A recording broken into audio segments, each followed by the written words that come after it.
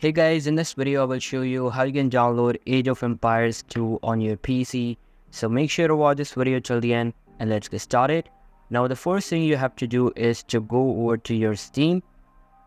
After that you will be redirected to the store section of your Steam application. Now what you have to do is to click on the search bar and search for Age of Empires. And you can see we have a lot of games of Age of Empires. And here you can see we have Age of Empires 2 Definitive Edition. So just click on it. Once it will open, you can see from here you can easily get the game.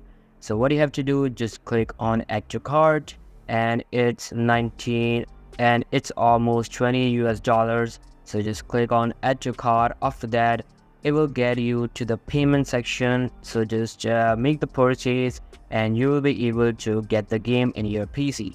That's how you can download Age of Empires 2 Definitive Edition on your PC. So that's all for today's video. Hope you liked the video. I'll be meeting you in the next one. See you soon. Bye.